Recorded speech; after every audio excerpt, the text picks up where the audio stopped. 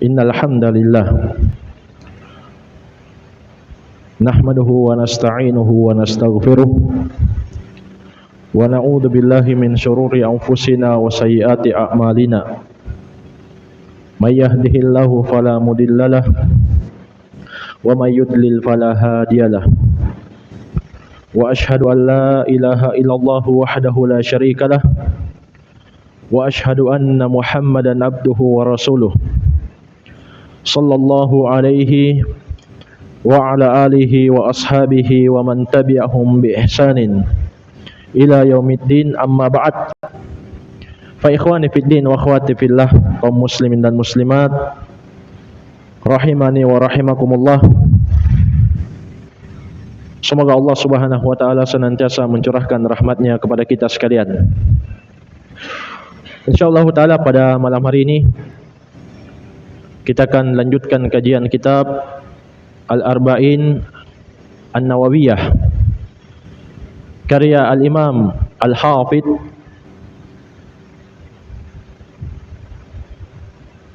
An-Nawawi Asy-Syafi'i rahimahullahu ta'ala. Sekarang kita memasuki hadits yang kedua. Kata penulis rahimahullah, An Umar Ibn Al-Khattab, dari sahabat Umar Ibn Al-Khattab radhiyallahu anhu, semoga Allah meridai beliau, qala, beliau mengatakan, bainama nahnu julusun inda Rasulillah sallallahu alaihi wasallam data yaumin, ketika kami duduk di sisi Rasulullah sallallahu alaihi wasallam di satu hari, ittala'a alaina rajulun syadidu bayadi thiyab. Saat itu muncul seorang lelaki di hadapan kami yang sangat putih bajunya, syadidu sawadi sya'ar, sangat hitam rambutnya, la yura alaihi atharus safar, dan tidak dilihat padanya bekas-bekas perjalanan, wala ya'rifuhu minna ahadun, dan salah seorang di antara kita, salah seorang di antara kami juga tidak mengenali orang tersebut. Hatta jalasa ilan Nabi sallallahu alaihi wasallam fa asnada rukbatayhi ila rukbatayhi, hingga orang tersebut duduk di hadapan Nabi SAW lalu menyandarkan, mendekatkan dua lututnya ke dua lutut Rasulullah SAW, wa wada'a kaffaihi ala fakhidaihi, dan meletakkan kedua tangannya di atas pahanya. Jadi Umar menceritakan bahwa ketika mereka duduk-duduk bersama Rasulullah SAW, muncul seseorang yang sangat rapi penampilannya. Dan ini juga disebut atau dikenal dengan hadits Jibril alaihissalam. Nanti di akhir hadits akan disebutkan bahwa laki-laki tersebut yang sangat putih pakaiannya, rambutnya hitam, berpenampilan rapi adalah malaikat Jibril alaihissalam.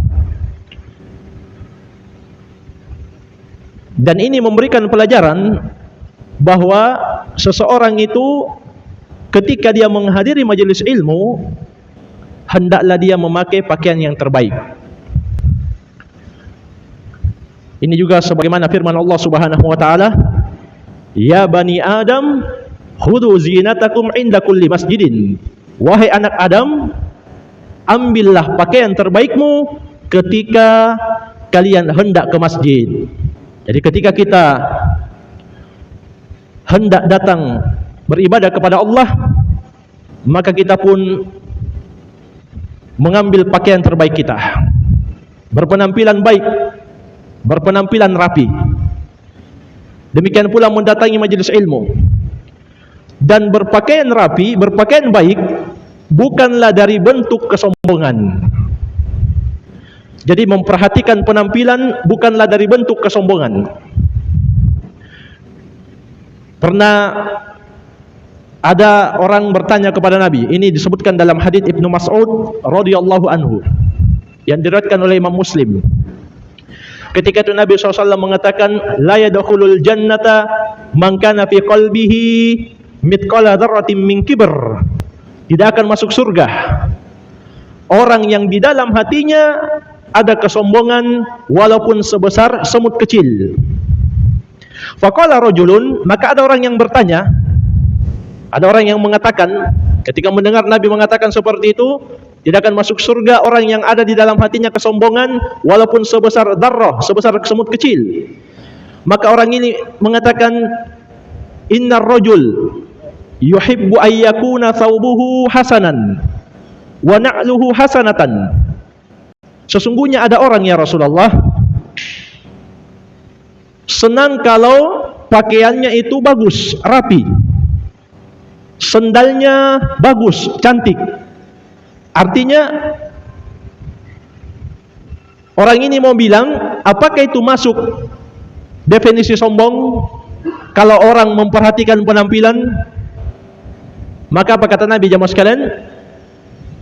Innallaha jamil yuhibbul jamal. Sesungguhnya Allah itu maha indah dan mencintai keindahan. Jadi hendaklah kita memperhatikan penampilan kita, memakai pakaian terbaik kita ketika mendatangi majelis ilmu, datang ibadah ke masjid, karena sesungguhnya kata Nabi, Allah itu maha indah dan mencintai keindahan. Kemudian Nabi menjelaskan, al-kibru batarul haqqi wa ghamtun nas. Definisi sombong itu adalah menolak kebenaran dan meremehkan orang lain. Jadi kalau kita mau tahu apa definisi sombong, maka Nabi SAW telah mengingatkan, telah mendefinisikan bahwa sombong itu menolak kebenaran dan meremehkan orang lain. Jadi jamaah sekalian, ini ancaman keras bagi orang yang menolak kebenaran dan meremehkan orang lain. Di awal hadis Nabi katakan tidak akan masuk surga. Dan kalau penolakannya itu sampai mendustakan ajaran Islam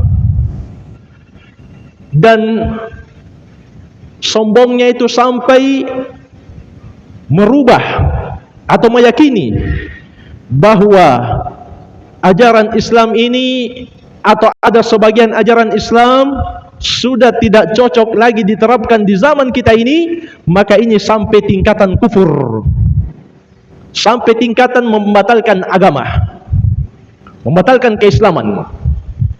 Sebagaimana yang Allah Subhanahu wa taala sebutkan di surat Al-A'raf tentang orang-orang yang sombong dan mendustakan, innal ladzina kadzdzabu bi ayatina wastakbaru anha.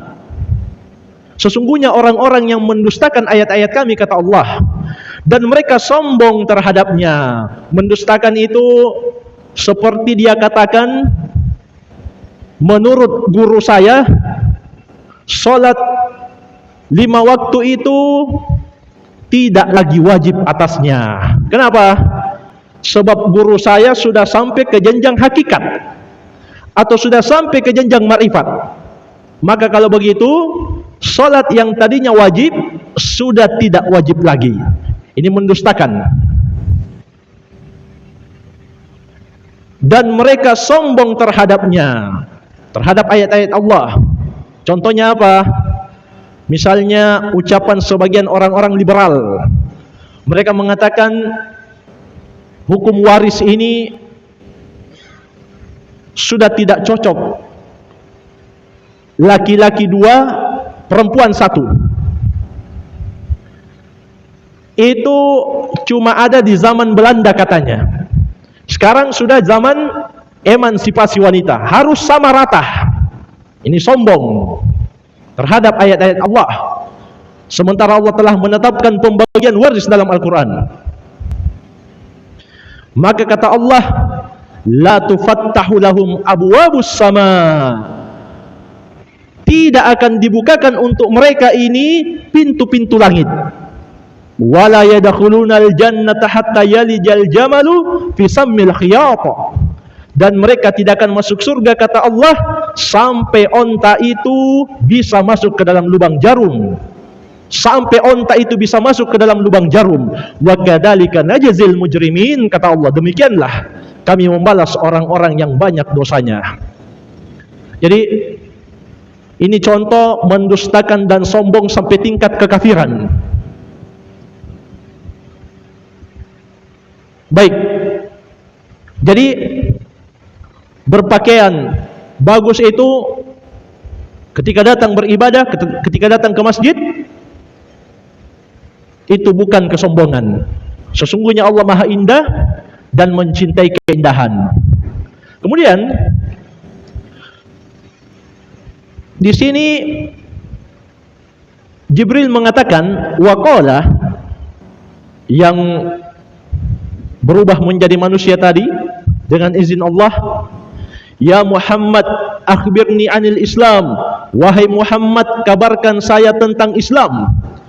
Faqala Rasulullah sallallahu alaihi wasallam, al-Islam an tashhada an la ilaha illallah wa anna Muhammadar Rasulullah. Maka Rasulullah SAW menjawab, Islam itu engkau bersaksi, bersyahadat bahwa la ilaha illallah dan sesungguhnya Muhammad adalah utusan Allah. Bersyahadat di sini kata Al-Allamah Al-Fauzan hafizahullah dalam Al-Mulakhas fi Syarh Kitab At-Tauhid, syahadat yang benar itu maknanya adalah takallama bihadhil kalimah, dia mengucapkan kalimat syahadat ini arifan li ma'naha amilan bimuqtabaha zahiran wa batinan, dalam keadaan dia tahu maknanya, demikian pula mengamalkan konsekuensinya secara lahir dan batin. Sekarang apa makna la ilaha illallah? La ilaha illallah ini maknanya adalah la ma'budu haqqun illallah, tidak ada yang berhak diibadahi kecuali Allah. Terus kenapa tidak ada kata haqqun? Dan dari mana kita tahu bahwa khabarnya itu haqqun? Jadi jamaah sekalian, la ilaha illallah, lam di situ lam an-nafiyah lil jins, beramal seperti amalan innah, tansibul ismah wa tarfa'ul khabar, menasab isim dan merafa' khabar. Jadi yang sempat atau pernah atau saat ini belajar bahasa Arab pasti tahu. Kalau yang belum sempat, disempatkan. Kalau yang pusing, dengar saja dulu. Ini faedah bahasa saja supaya kita tahu apa makna la ilaha illallah. Jadi lam alif di situ beramal seperti amalan innah, menasab isim dan merafa' khabar. Kalau saya katakan inna Muhammadan, sesungguhnya Muhammad, maka Muhammad ini isim innah, dan kalimat ini belum sempurna. Orang yang mendengarkan masih menunggu. Kenapa Muhammad? Karena dia masih isim. Tapi ketika saya katakan inna Muhammadan jalisun, sesungguhnya Muhammad itu sedang duduk, sempurna kalimat, datang khabar. Demikian pula kalau saya katakan la rajulah, tidak ada orang, ini masih isimnya, ini belum sempurna kalimat, orang masih tunggu. Maksudnya apa? La rajulah, tidak ada orang. Tapi ketika saya katakan la rajulah waqifun, tidak ada orang yang berdiri, maksudnya semua duduk, maka baru sempurna. Sama dengan ini, la ilaha, tidak ada ilah. Itu kan masih isimnya lam. Kita butuh khabarnya. Mana khabarnya? Ketika saya mengatakan la ilaha haqqun, tidak ada yang berhak diibadahi atau tidak ada sesembahan yang benar, ini sempurna, illallah, kecuali Allah. Allah di situ al-ismul a'zam sebagai badal, makanya dia di dhammah, la ilaha haqqun illallahu, Allah badal dari haqqun. Jadi kalimat la ilaha illallah ini maknanya adalah la ilaha haqqun illallah. Itu sempurna, tidak ada yang berhak diibadahi kecuali Allah. Dari mana kita tahu jamaah sekalian kalau khabarnya itu adalah haqqun? Sebab Allah Subhanahu wa taala berfirman di surat Al-Hajj di ayat yang ke-62, "Dzalika bi annallaha huwa haqqun." Dzalika bi annallaha huwal haqq wa anna ma yad'una min dunihi wal batil wa annallaha huwal aliyyul kabir. Yang demikian itu kata Allah karena dialah yang maha benar untuk diibadahi, dan semua yang mereka ibadahi selain Allah adalah peribadahan atau sembahan yang batil, salah, tidak benar. Dan sesungguhnya Allah maha tinggi lagi maha besar. Semua selain Allah rendah, semua selain Allah kecil. Jadi jamaah sekalian, itu makna la ilaha illallah. Karena itu kenapa kalau ada pertanyaan kenapa tidak disebutkan khobarnya la ilaha haqqun? Kenapa ya mas kalian? Itu biasa dalam bahasa Arab. Selama orang sudah tahu maknanya, sebagaimana kata Ibnu Malik dalam Alfiyahnya, beliau mengatakan wa sya'a fi dal babi isqatul khabar idal muradu ma'a sukutihi dhahar. Sudah masyhur penghilangan khabar dalam bab lam, la nafiya lil jins, ketika yang dimaksud, yang dihilangkan itu sudah dipahami maknanya.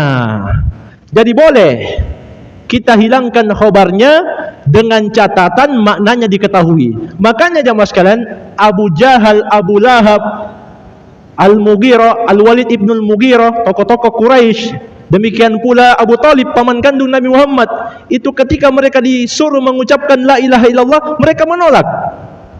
Mereka tidak tahu. Mereka menolak, mereka tidak mau. Kenapa? Karena mereka tahu maknanya. Padahal Abu Jahal tidak belajar alfiyah, tidak belajar qatrun nada, tidak belajar nahu.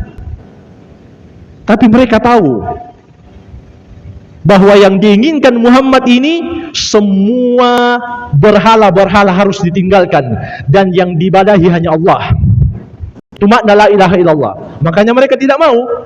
Sebagaimana kata Allah Subhanahu wa taala, innahum kanu idza qila lahum la ilaha illallah yastakbirun. Sesungguhnya mereka, yaitu orang-orang musyrikin Makkah, ketika disuruh kepada mereka ucapkan la ilaha illallah, mereka sombong, mereka takabur, wa yaqulun, dan mereka membantah, a inna latariku alihatina li syairim majnun, apakah kita harus meninggalkan Tuhan-Tuhan yang selama ini kita sembah dari turun temurun nenek moyang kita hanya karena seorang penyair yang gila ini? Jadi mereka tahu kalau la ilaha illallah itu maknanya semua yang diibadahi harus ditinggalkan, dan ibadah murni hanya kepada Allah yang satu saja. Demikian pula mereka mengatakan aja'alal alihata ilaha wahidah inna hadza la syai'un ujab. Apakah dia ini, yaitu Nabi Muhammad, ingin menjadikan sesembahan itu menjadi sesembahan yang satu saja? Ini perkara yang mengherankan. Jadi jamaah sekalian, ini makna la ilaha illallah. Tidak ada yang berhak diibadahi kecuali Allah Subhanahu wa taala. Dan dosa syirik ini termasuk dosa yang tidak diampuni. Jadi la ilaha illallah yang menghancurkan kalimat ini adalah perbuatan syirik. ketika seseorang meyakini atau menyerahkan satu saja ibadah kepada selain Allah, itu hancur la ilaha illallah. Dan Allah tidak akan mengampuni kalau pelakunya sampai mati tidak tobat.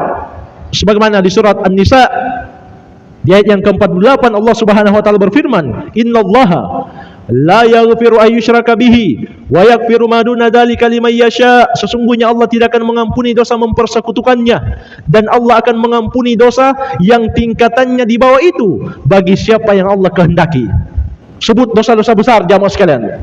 Yang penting tingkatannya tidak sampai syirik dan kufur, maka Allah masih mungkin untuk maafkan. Tapi kalau dosa syirik dan kekafiran, kalau orangnya tidak tobat sampai mati, maka Allah Subhanahu wa taala tidak akan mengampuninya.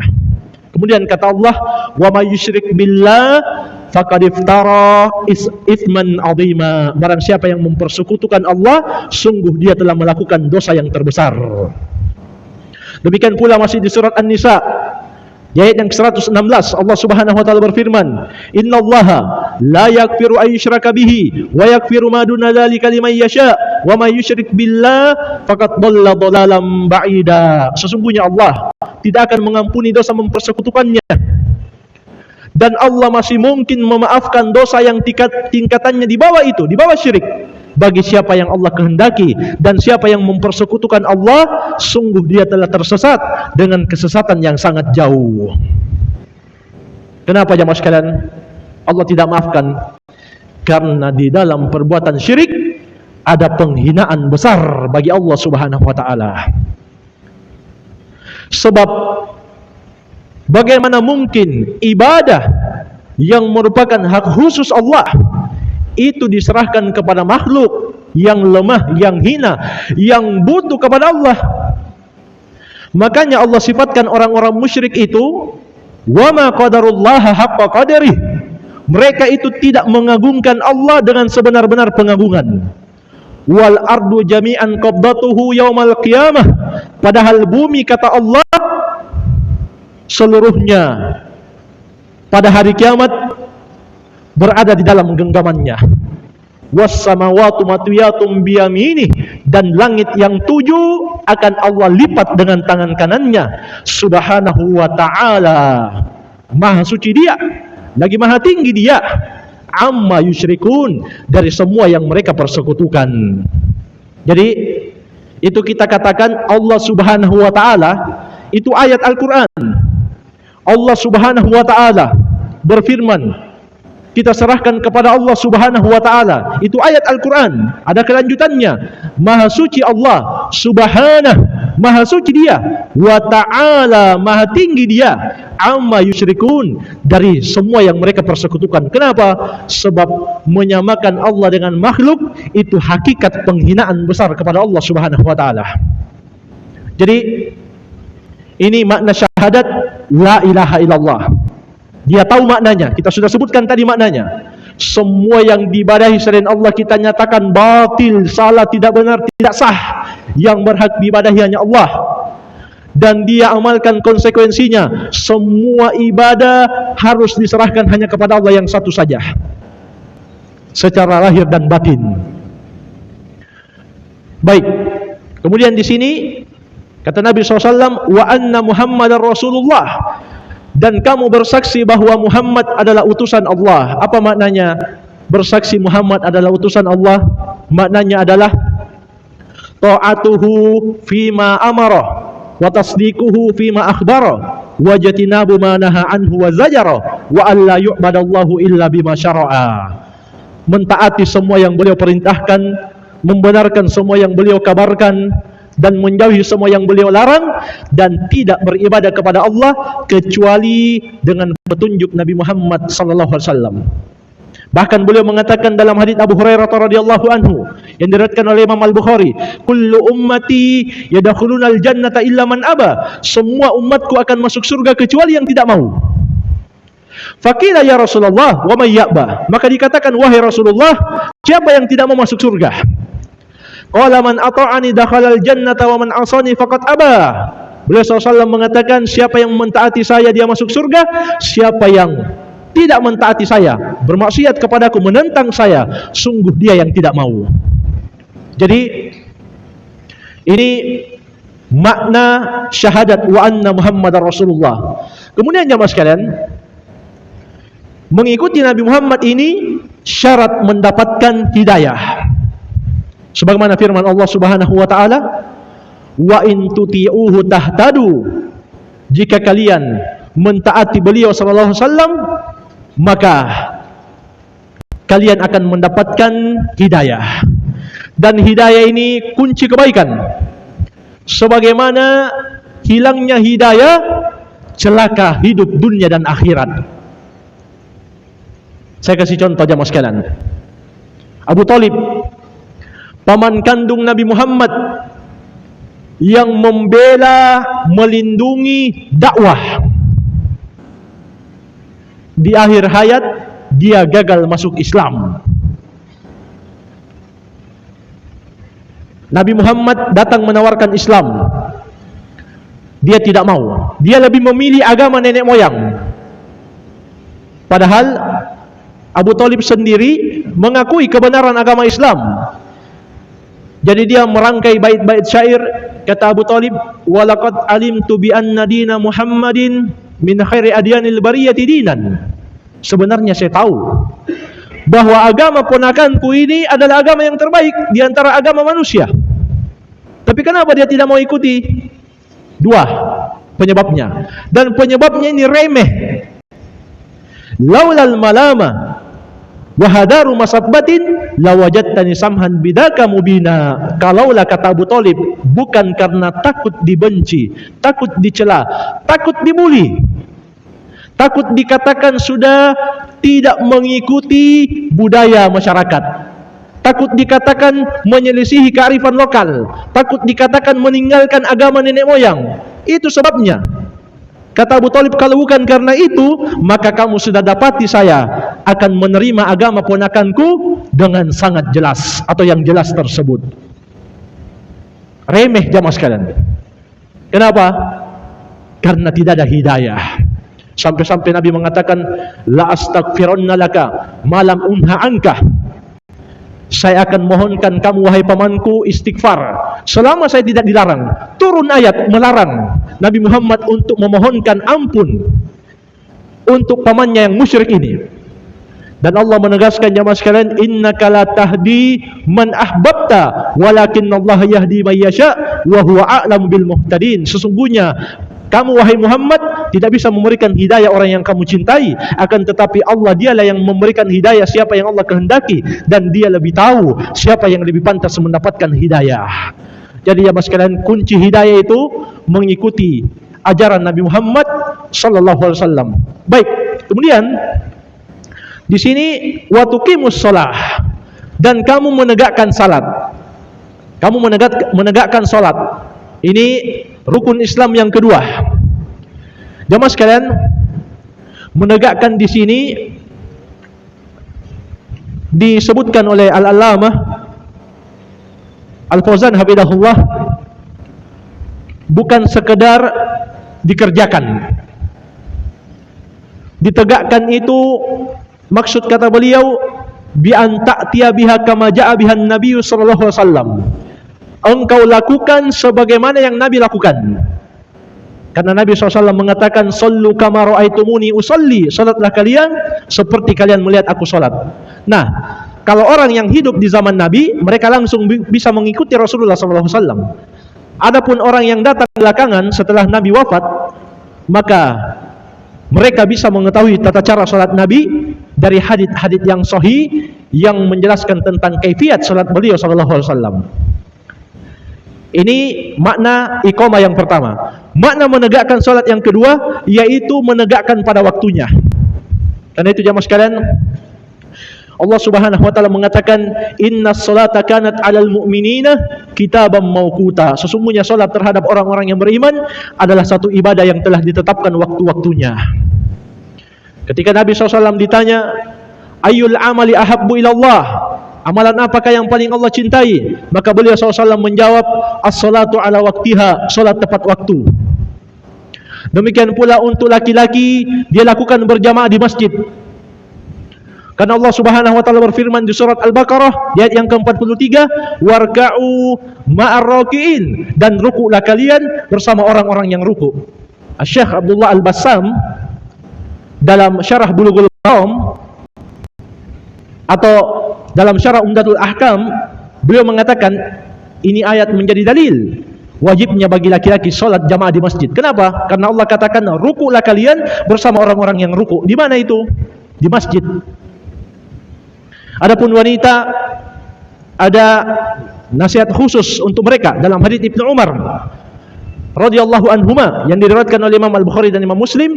Nabi kita yang mulia Muhammad SAW mengatakan, la tamna'u ima Allah masajid Allah, jangan kalian melarang hamba-hamba perempuan Allah untuk datang ke masjid-masjid Allah, dengan syarat mereka tetap menjaga adab-adab kesopanan, mereka menjaga pakaian-pakaian yang syar'i yang diperintahkan oleh syariat. Tapi kata Nabi SAW, wa buyutuhunna khairun lahunna, tapi rumah-rumah mereka, kata Nabi, itu lebih baik untuk mereka.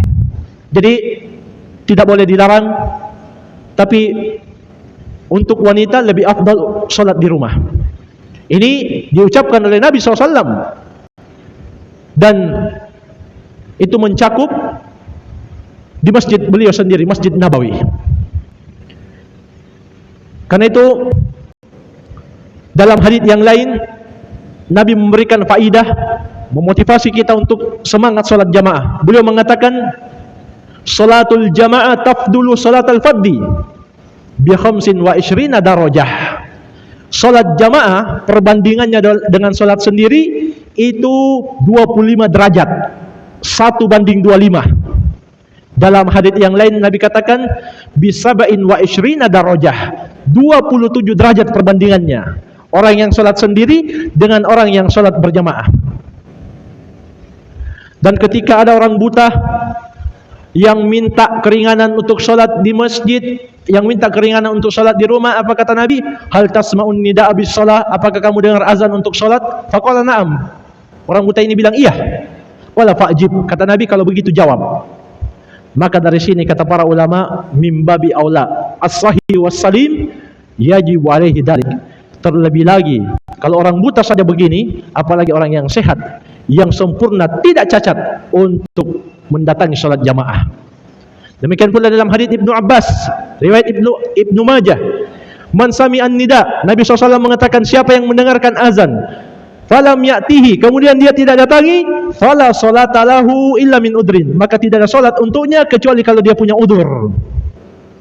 Rawi ini Ibnu Abbas, sahabat yang mulia, ditanya, mahwal udur, apa itu udur yang membolehkan seseorang tidak berjamaah? Beliau menyebutkan dua, khaufun aw maradun. Yang pertama rasa takut yang mengancam jiwa dan harta, yang kedua rasa sakit yang memberatkan seseorang untuk datang salat jamaah. Kemudian yang ketiga, dan mungkin ini yang terakhir, menegakkan salat itu dengan menghadirkan hati.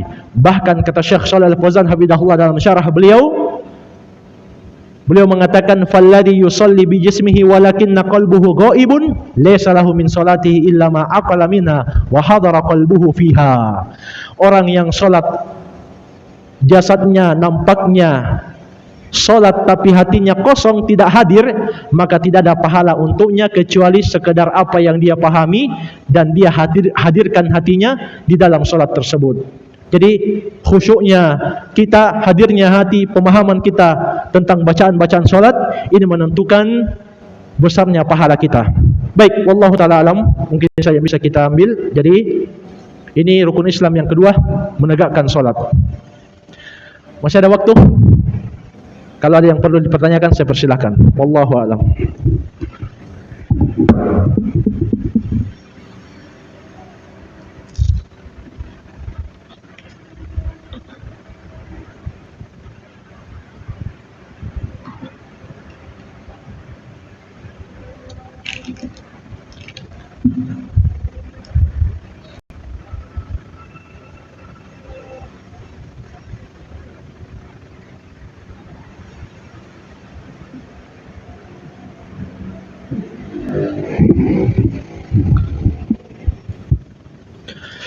Kalau tidak ada, alhamdulillah, berarti semua sudah pintar.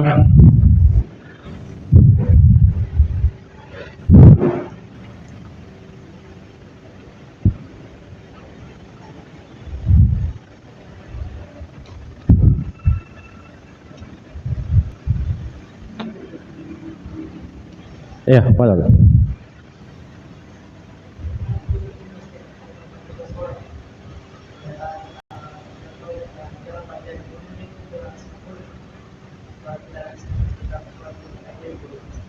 Ya. Jemaah sekalian, para ulama menjelaskan bahwa yang paling menentukan itu imamnya adalah bacaan surat Al-Fatihah. Sebab itu termasuk rukun solat. Sampai Nabi SAW mengatakan, la salata liman lam yaqra' bi fatihatil kitab. Tidak ada solat bagi orang yang tidak membaca surat Al-Fatihah.